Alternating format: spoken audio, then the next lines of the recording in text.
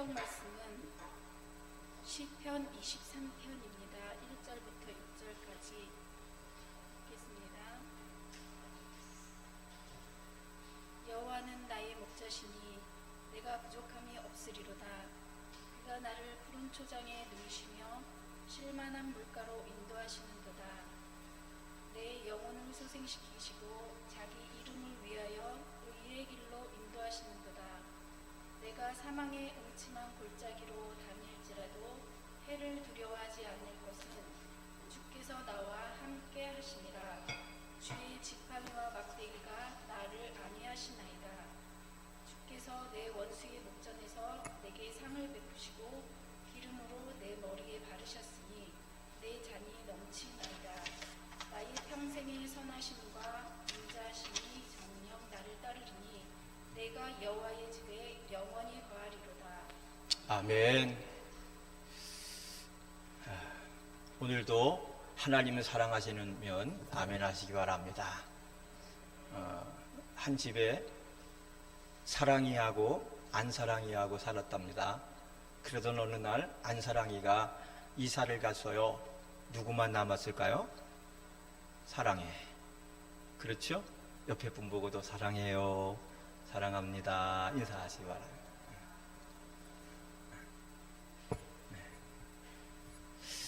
시편 23편 에필로그 시간을 통해서 그동안 못 전했던 중요한 말씀을 전하려고 합니다. 시편 23편은 다윗이 지은 수많은 시 중에서 가장 대표적이고 보석처럼 빛나는 시였다라고 말씀을 드렸어요. 그리고 시편 23편 전체의 말씀을 잠깐 이렇게 정리를 해보면 한번 이 말씀을 쭉 생각을 해보세요. 이 시에서 다윗은 하나님은 나의 목자요 나는 그의 양, 그래서 분명한 관계 설정을 했습니다. 여러분, 관계 설정이 중요합니다. 하나님은 누구고 나는 누구인가를. 그리고 또 하나님과 자신의 관계 속에서, 여러분, 라면 중에서 제일 맛있는 라면이 무슨 라면이라 그랬죠? 주님과 함께 라면. 그렇죠? 그러니까 이 시에서 이 다윗은 하나님과 함께라면 부족함이 아무리 많아도 결코 부족하지 않는 삶을 살 수 있다. 또 사람은 영적 존재인데 영적 존재이기 때문에 동물 중에서 최상 등급의 동물이 아니란 말이에요.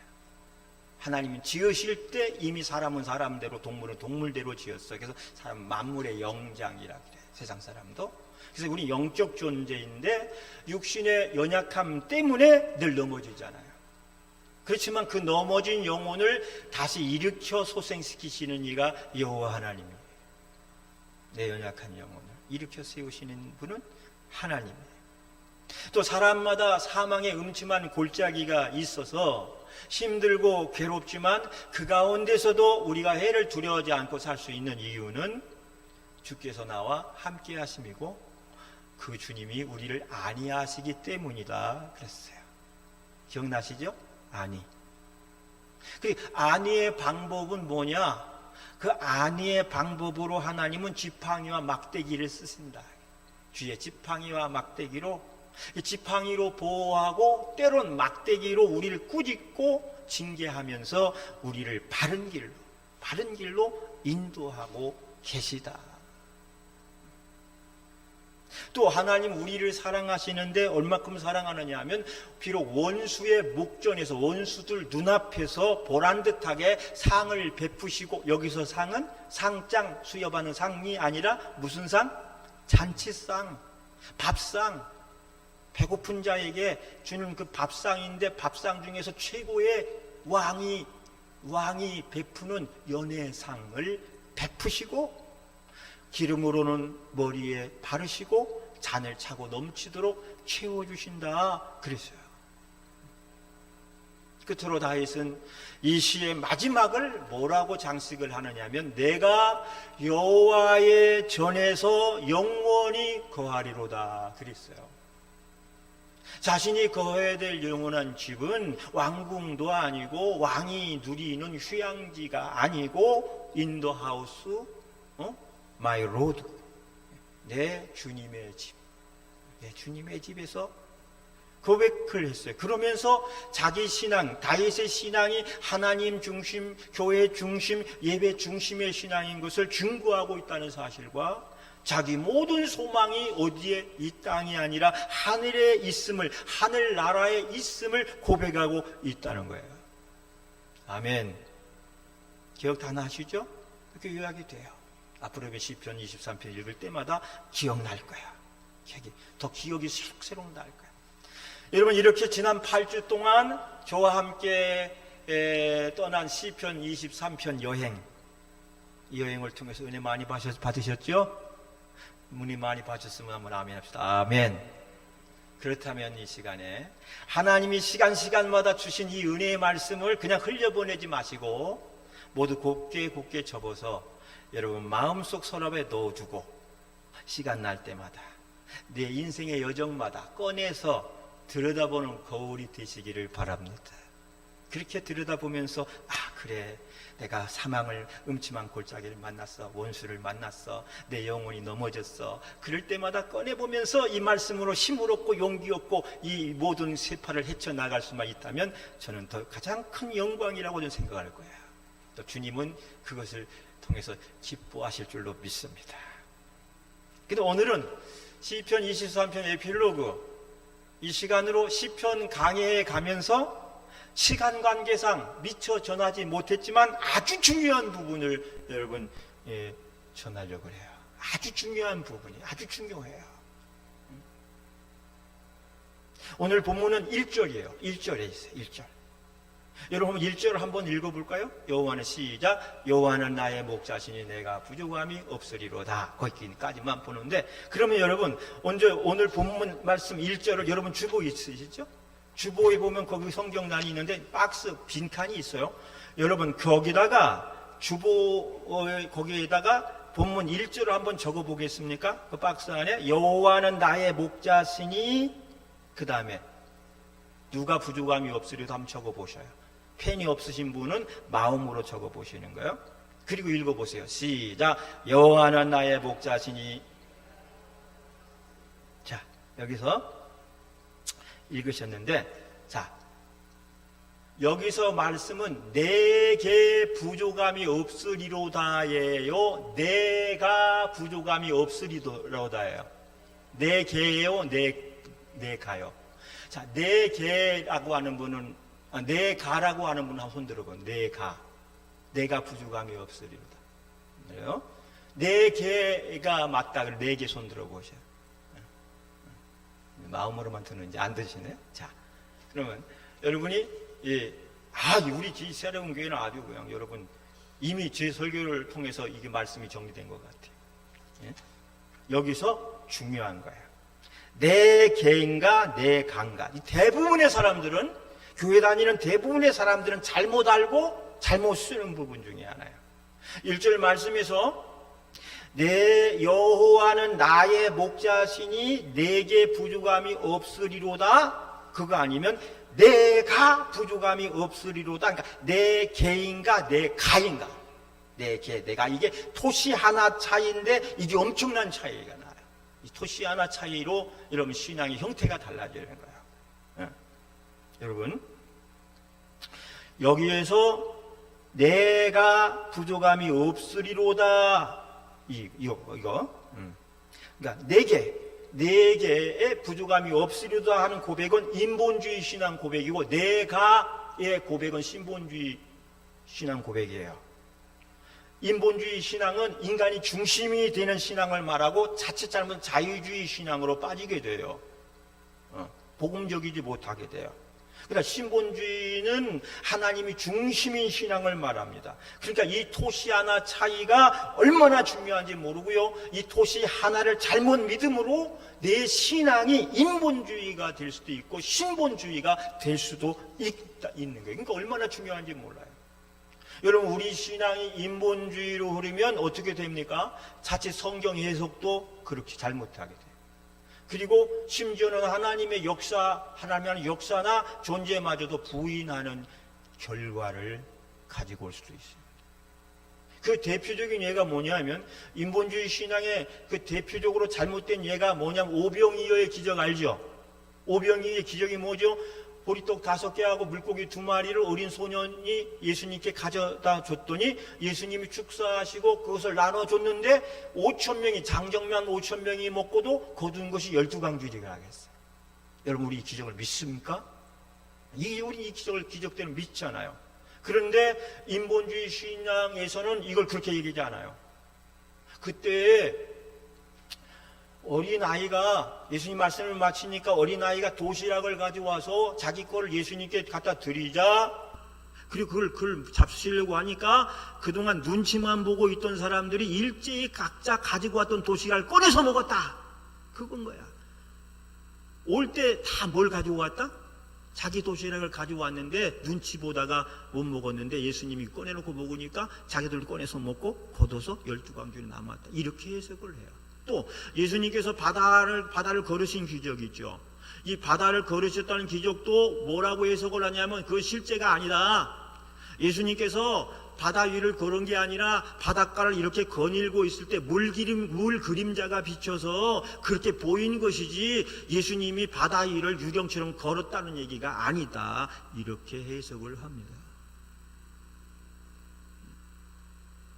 이게 중요한 거예요.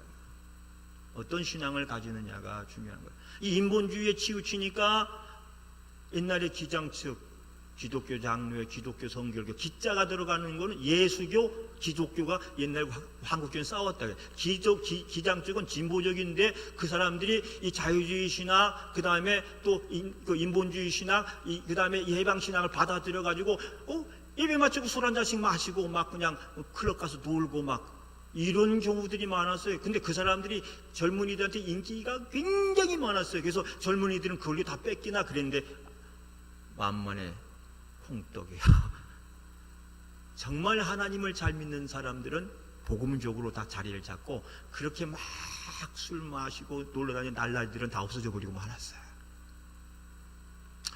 그래서 오늘 이 말씀 내가인가 내게인가 이 말씀을 정확하게 우리가 알고 또 오늘 말씀을 통해서 여러분 신앙을 바르게 정립하고 나아가시기를 주의 이름 부탁을 드립니다. 시편 23편 1절에서의 바른 해석은 내 개가 아니라 내가예요. 내가 부족함이 없으리다. 이것을 영어 성경을 보면은 킹 제임스 번역에서도 그렇고 NIV 성경에서도 보면은 이렇게 돼. I shall not want. 발음은 제가 안 좋아요. 한국 나가서 공부해 본 적이 한 번도 없기 때문에 발음은 그냥 콩글리시인데 I shall not want라고 돼 있어요. 이건 내 개가 아닌 내가.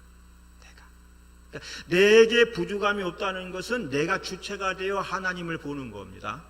나는 하나님에게 어떤 존재인가 해야 되는데 하나님은 내게 어떤 존재인가 이렇게 얘기를 하는 거야. 이게 네 개의 해석은 하나님은 언제나 내 필요나 채워주시는 그런 하나님, 그 정도의 하나님. 내가 부족하면 나를 채워주시고 쌀 떨어지고 기름 떨어지면 채워주시는 정도의 하나님. 마치 이 알라딘의 램프에 나오는 알라딘 램프 이야기 아시죠? 알라딘의 램프에 보면 그 알라딘 램프를 이렇게 비비면 거기서 뿅 하고 뭐가 나타나요? 거인이 나타나서 주인님 부르셨습니까? 무엇을 해드릴까요? 쌀 떨어져 쌀 좀 보내라. 그러면 쌀 막 갖다 주고 그러잖아요. 그게 알라딘의 램프인데 이 네 개라고 하는 신앙 속에는 하나님을 마치 그런 나의 필요 정도나 채워주시는 하나님으로 치부해버리고 말게 되는 거예요. 내 문제를 문제 해결해 주시는 맞는데 언제나 내게 초점이 있다는 거예요. 내게. 모든 주체가 나인 거야. 나. 그러다가 어떻게 돼요? 그러다가 내 은혜가 떨어지고 삶이 궁핍해지고요. 괴로운 일들이 해결이 안 되고 나면 갑자기 이 어떤 마음이 들어요? 서운한 마음이 들고 하나님은 뭐 하시는 분이시냐? 섭섭하게. 내 사정을 듣기는 들어주시냐? 그러면서 내 모든 부족함의 책임이 누구께 있어요? 하나님께 있다고 하는 거예요. 이것이 내게 부족함이 없는 자로의 신앙인 겁니다. 그러나 내가 부족함이 없으리로다 하는 신앙은 뭡니까? 내가 어떤 형편에 처하든지 하나님이 주체가 되시기 때문에 나는 언제나 감사하며 산다는 고백이 나오는 거예요. 어떤 환경 상황에서. 영어로 I shall not want라고 되어 있잖아요. 이 직역을 하면 이렇게 돼요. 하나님이 나의 목자이시면 나는 더 원함이 없다. 뭐가 없다? 더 원함이 없다. 원함이 있다 없다? 없다. 여호와가 나의 목자이시기만 하면 난 더 이상 어떤 원함도 요구 조건도 없습니다라는 고백이 되는 거예요. 나는 오직 한 분만, 주님 한 분만으로 만족합니다. 주님의 존재만으로도 나는 행복합니다. 더 원함이 없습니다라는 고백이 이게 내가의 고백인 거예요. 어느 집에 진돗개 2마리가 살고 있었습니다. 한 마리는 생각하기를 나의 주인은 항상 내게 맛난 음식을 주시고 좋은 것을 주시고 나를 기쁘게 해주시니 아마 나의 주인은 하나님일 거야 그랬어요. 그런데 다른 한 마리는 생각하기를 다 똑같아요. 환경 다 똑같은데 뭐라고 그러냐면 나의 주인은 항상 내게 맛난 음식을 주시고 내게 좋은 것을 주시고 나를 기쁘게 해주니까 아마 나는 누구인가 봐? 하나님인가 봐. 그럴 수 있어요 없어요? 그럴 수 있어요. 개의 입장에서 보면 지 온전을 다 갖다 바치니까 스스로 생각하기를 내가 하나님인가 봐. 그런 거예요. 여러분 이게 이해가 되죠? 비유를 이렇게 쓰는 거거든요. 딱 맞잖아요. 같은 환경 상황인데 어떤 이는 그거는 하나님인가 봐 하는데 아니면 내가 하나님인가 봐 그런 거예요. 얼마나 큰 차이입니까? 여러분 다윗이 말하는 오늘 1절에 내가라고 하는 말씀은 날마다 내게 먹을 것을 주시고 입을 것을 주시고 내 모든 문제를 해결해 주시기 때문에 그분은 하나님입니다가 아니라 때문에 하나님이 아니에요. 때문에 하나님이 아니에요. 뭐 때문에 줬기 때문에 받았기 때문에 있기 때문에 하나님이 아니야. 한 여름철에 우리 김민규 권사님 고생 많이 하셨을 거예요. 일거리가 안 들어오니까 코로나 때문에도 일거리가 여름에는 원래 일거리도 별로 없는데 코로나 때문에 또 사람들이 그냥 고생 많이 하셨는데 그때 뭐도 주시고 그렇기 때문에 감사하고 살았다면 이 올 여름 견디지 힘들었을 거야. 하나님 섭섭하셨을 거야. 하나님은 뭐 하시는 분이냐? 나 힘든 거 아시면서도 왜 이렇게 그냥 펀펀 돌게 하느냐? 그랬을 거야. 왜? 뭐가 들어오고 뭐가 있고 많아지면 좋고 그게 안 되면 서운하고 섭섭한 마음이 있다면 그럴 수밖에 없는 거 아니겠어요? 그러나 하나님은 저와 여러분의 때문에 하나님이 아닌 줄로 믿습니다. 오히려 나 같은 죄인 살려주시고 나의 목자로 함께 해주시는 이 단 한 가지 사실만으로도 나는 행복합니다. 나는 더 이상 원함이 없나이다라고 고백하는 것이 다윗의 신앙 고백이었고 오늘 저와 여러분이 가져야 될 진짜 신앙 고백인 줄로 믿습니다. 여러분 진짜 행복이 무엇입니까? 조건입니까? 관계입니까? 조건이에요. 뭐가 있어서 행복하고 뭔가 채워져서 행복하고 또 다른 무엇인가가 내게 있기 때문에 행복하다면 그건 조건 때문에 행복한 거죠. 조건적인 신앙이죠. 조건이 충족되기 때문에 행복한 거죠. 요즘 조건 만남도 있더라고요. 잘못하면 큰일 나는데. 그런데 여러분 그 조건 때문에 좋아하고 행복하다고 한다면 그러다 그 조건이 사라지면 어떻게 될까요? 불행해지는 거예요. 조건이 사라지면. 그러나 난 아무 조건 필요 없습니다. 오직 하나님만 계시면 됩니다. 주님만 목자로 있으면 됩니다. 그러면 나는 행복합니다. 그 한 가지만으로 난 감기가 무량합니다. 하나님 자체가 좋고 행복하다면 그것은 조건이 아니라 관계를 통해서 오는 행복인 줄로 믿습니다.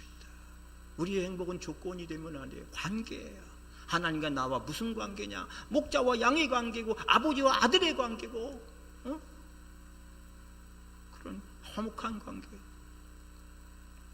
결혼을 사랑하기에 하는 경우도 있지만 조건 하나만 보고 하는 결혼도 있습니다. 어제 후배 목사님 딸이 결혼식이 있다 그래서 갔다 왔는데 거기는 아버지가 주례를 서더라고요. 아버지가 딸에 세워놓고 사이에 딱 세워놓고 하객들 모셔놓고 주례를 하는데 그것도 괜찮겠어요.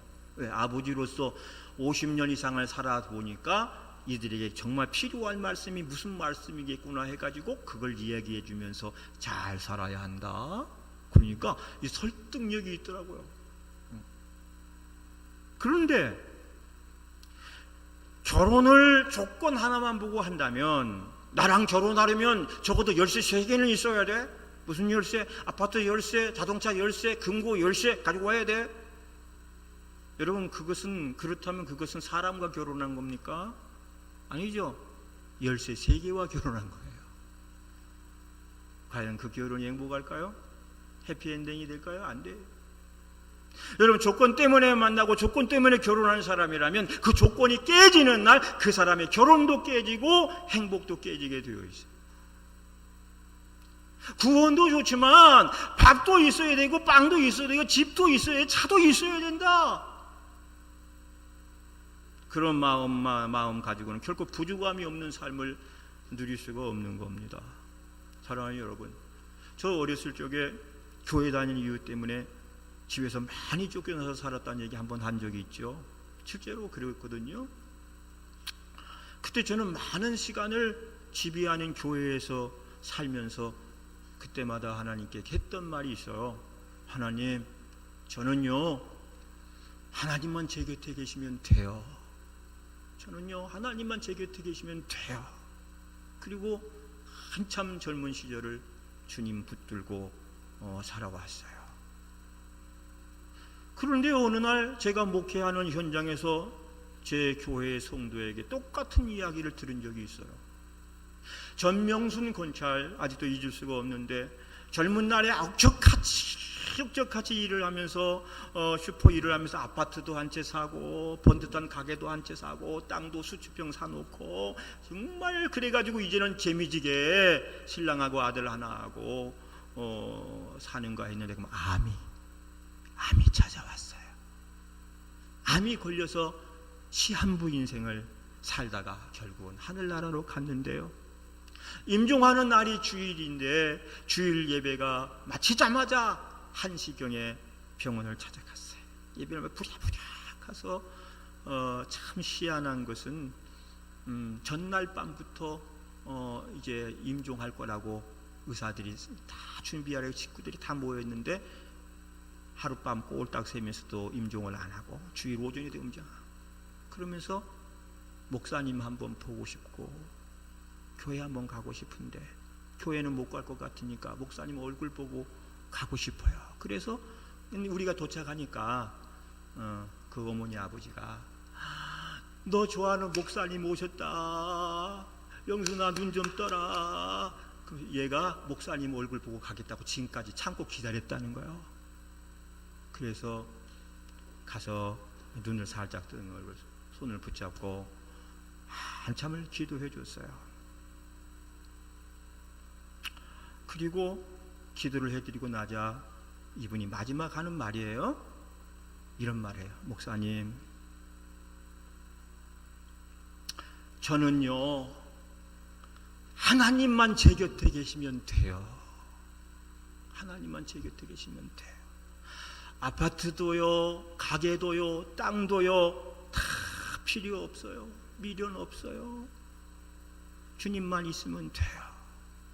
그 고백을 하고 가온 가족과 성도들이 지켜보는 가운데 웃으면서 하늘나라로 갔어요.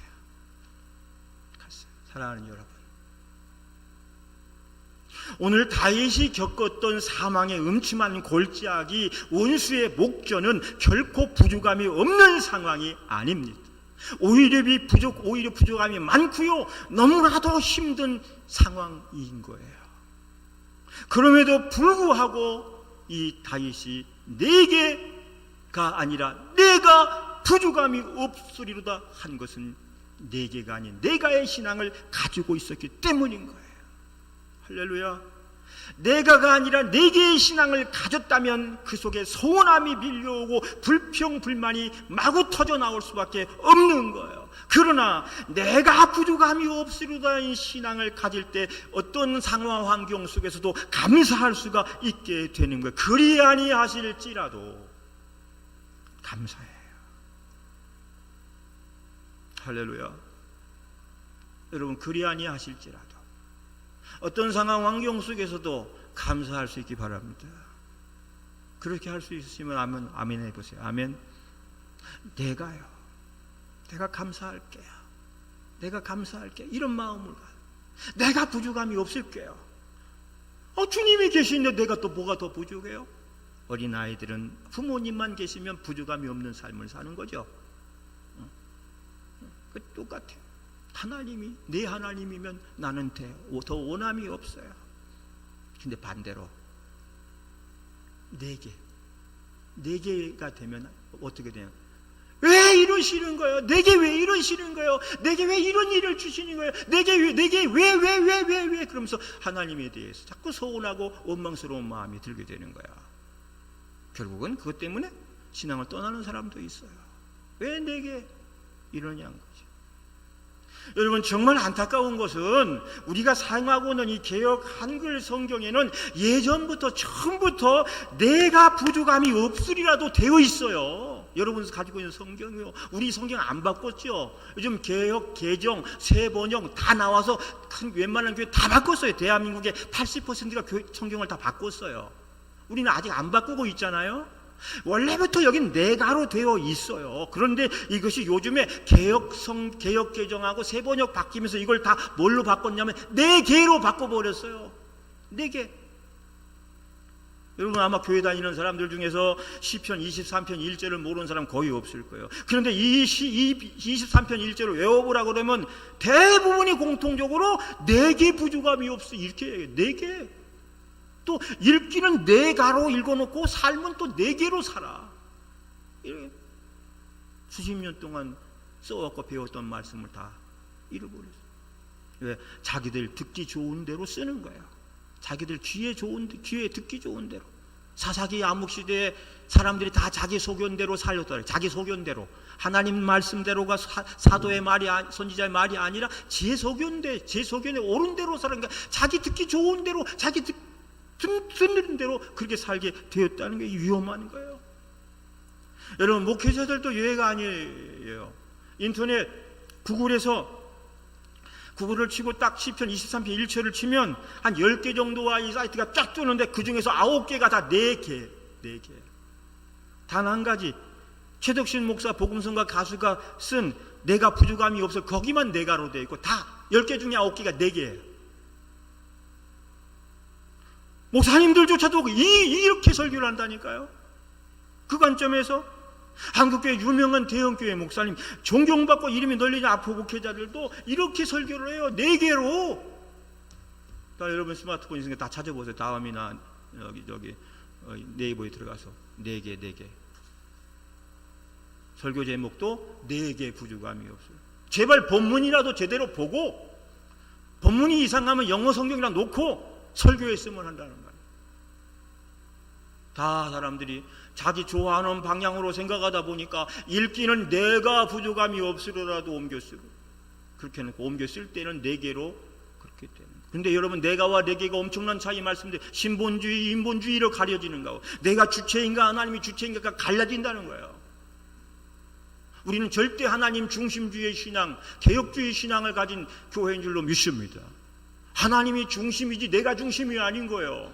하나님이 주체지 내가 주체가 될 수가 없다고 하는 거예요. 믿습니까? 그게 올바른 신앙의 모습인데 왜 시편 1편 23편 1절 그렇게 말하고 부르고 쓰냔 말이죠. 여러분 한번 생각해 보세요. 내게 부족함이 없으리라는 이 자기 관점에서 성경을 보면 어때요? 내 상황이 좋을 때에는 좋으신 하나님이에요. 내 상황이 안 좋거나 문제가 생기면 내게 너무나 서운한 하나님이 되는 거예요. 왜 많은 사람들이 잘 믿다가 하나님에 대해서 서운하고 섭섭한 감정을 가지게 됩니까? 하나님을 내가가 아니라 내게로 보니까 되는 거예요. 내게 왜 이러세요? 하나님이 살아계시다면 내게 왜 이러세요? 이런 거예요. 권사님, 하나님이 내게 왜 이러세요? 그런 적 있어 없어요? 그때는 어떤 때 섭섭할 때 열심히 믿는다고 믿고 봉사했는데 왜 내게 이러세요? 그럼 잠깐 여러분이 믿음이 내게로 돌아간 거야. 그러나 그 마음이 가라앉고 올바른 신앙에서 내가 그러할지라도 내가 부족함이 없을게요 라고 하게 되면 제대로 돌아온 거야. 할렐루야. 여러분 생각해 보세요. 하나님이 우리 살다가 보니까 하나님 내 마음에 들 때가 더 많아요? 내 마음에 안 들 때가 더 많아요? 내 마음에 안 들 때가 정말 많죠. 그때마다 어떻게? 왜 내게 이러세요? 왜 이러셔야만 되나요? 여러분, 나 자신을 생각해. 나 자신도 내가 마음에 안 들 때가 많은데 하나님을 자기 생각 속에 가둬놓고 보니까 하나님이 언제 좋을 적이 몇 번이나 돼. 자기 생각에 안 좋은 거지. 그런 하나님 보시기에는 우리의 형편, 우리의 처지가 오히려 좋다. 합력하여 손을 이룰 것이니라. 그러니까 자꾸 내게 왜 이러시냐고만 하지 말고 내가 해볼게요. 내가 일어나 볼게요. 내가 믿음으로 살게요 하라고 하는 말씀이에요. 할렐루야. 여러분, 신앙의 주체가 하나님이시면 내 상황이 좋든 안 좋든 하나님은 언제나 내게 좋으신 하나님이요 부족함이 없는 하나님이 되시는 겁니다. 그래서 여러분 다니엘서 3장 16절 18절에서 다니엘의 세 친구가 바벨론 왕의 신상에 절하지 않은 죄로 7배나 더한 풀무불 속에 들어가면서 한 말이 뭐라 그러냐면 우리가 섬기는 우리 하나님이 우리를 극렬히 타는 풀무 가운데서 능히 건져주시겠고 왕의 손에서도 건져내시리이다. 그 다음 말씀을 그리 아니하실지라도 우리를 구원해 주시지 아니하실지라도 내가 믿는 내 하나님, 내가의 하나님은 나와 함께 변함없이 계시니 왕이여 우리가 왕의 신들을 섬기지도 아니하고 왕이 세우신 금신상에 절하지도 아니할 줄을 아옵소서. 할렐루야.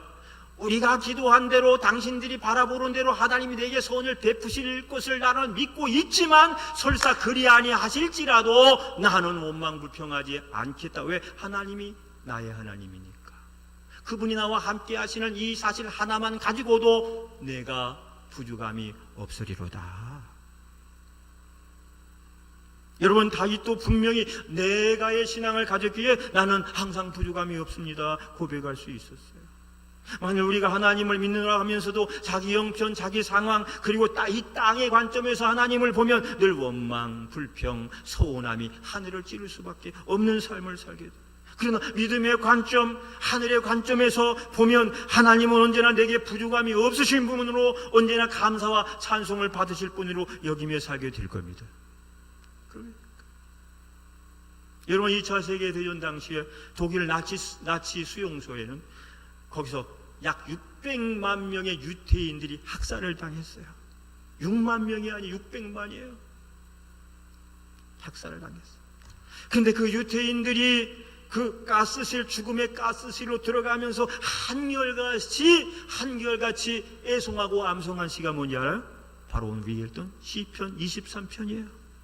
시편 23편 특별히 1절 여호와는 나의 목자시니 내가 부족함이 없으리로다 하고 들어가 다 죽어. 유명한 일합니다. 이때 이들이 여호와를 무엇으로 불렀나요? 내게로 불렀어요? 내가로 불렀어요? 내가? 아마 그 독가소리가 내게로 불러 내게 왜 이런 시련을 주십니까? 그들은 거기서 감사하지 못했을 거예요. 그러나 내가 가스실로 들어가 죽을지라도 여호와가 내게 목자시 나의 목자신 내가 부족함이 없어.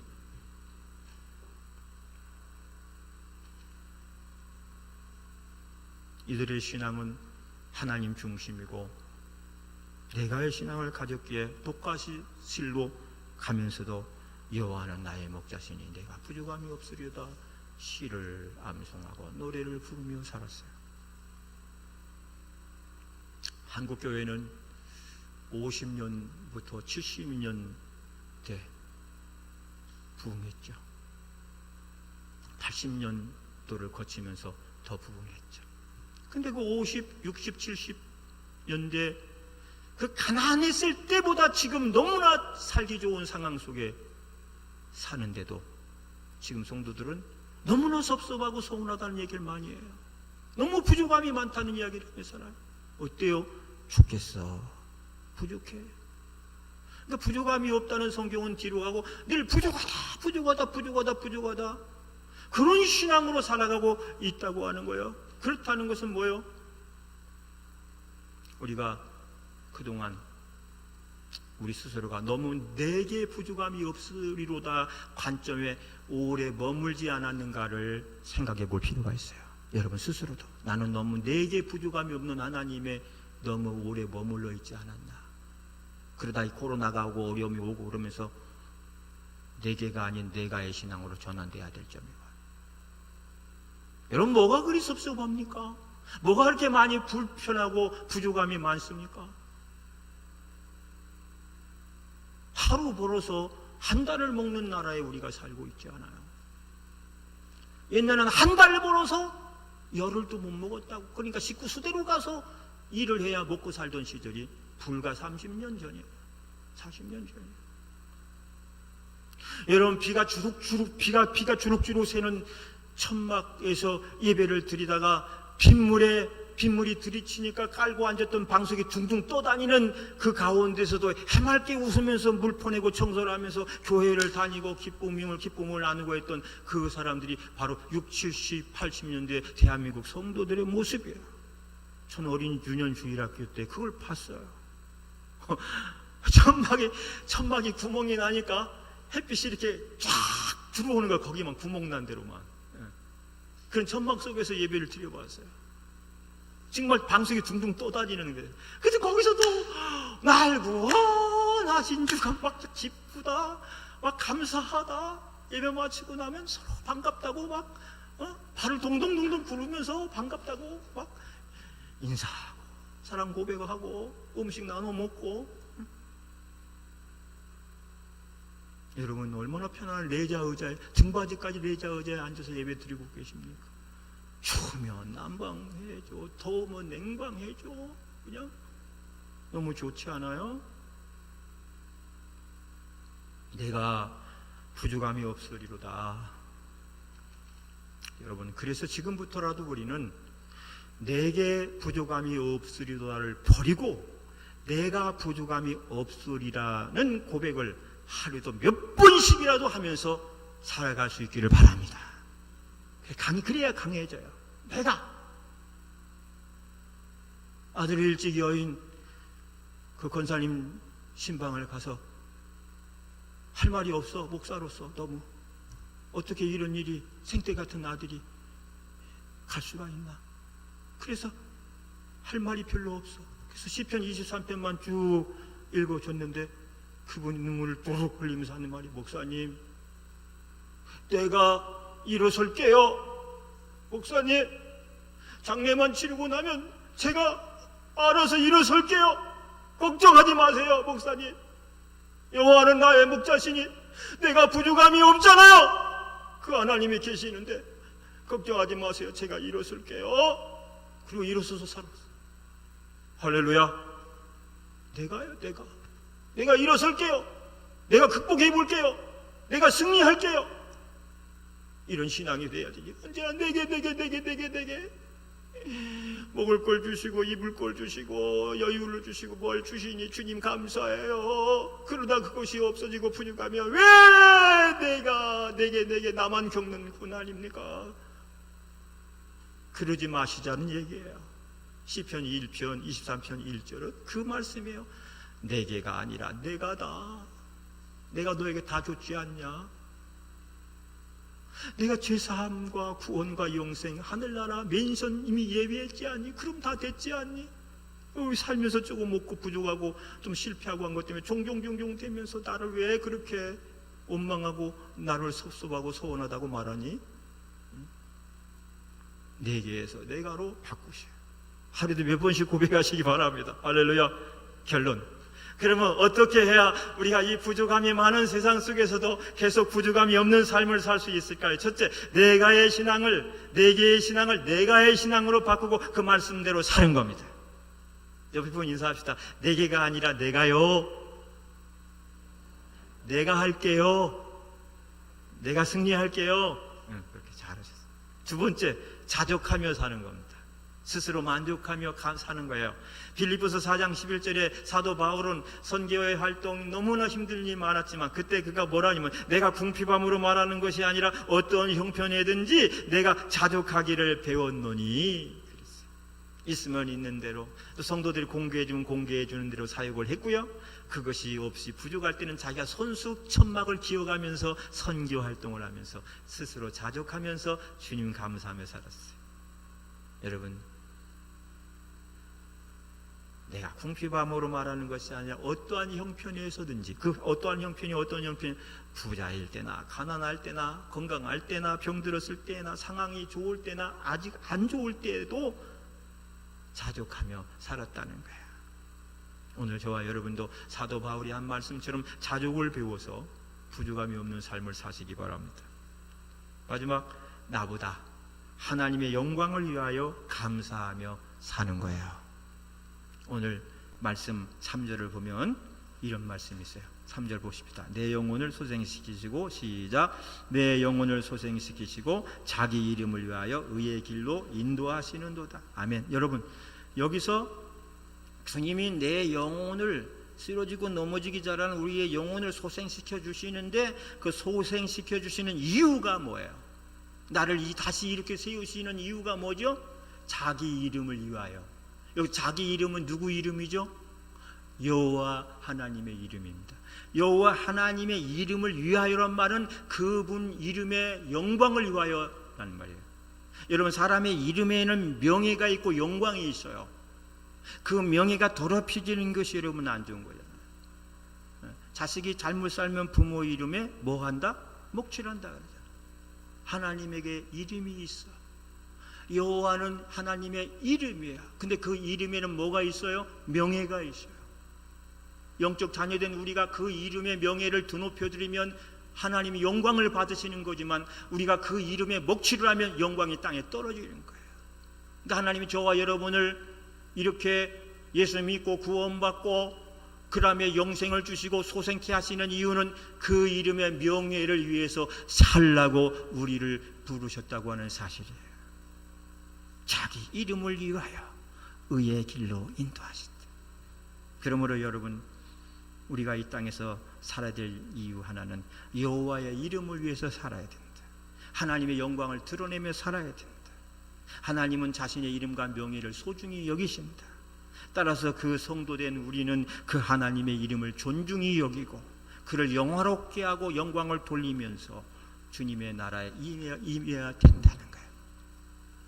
따라서 모든 영광 하나님께. 그것이 저와 여러분이 살아야 되는 첫 번째 이유고 목적입니다. 그것을 위해 살아갈 때 부족함이 많고 부족함이 있는 세상에서도 부족하지 않고 승리하며 살아갈 수가 있게 된 줄 믿으시기 바랍니다. 기도합니다. 하나님, 오늘 또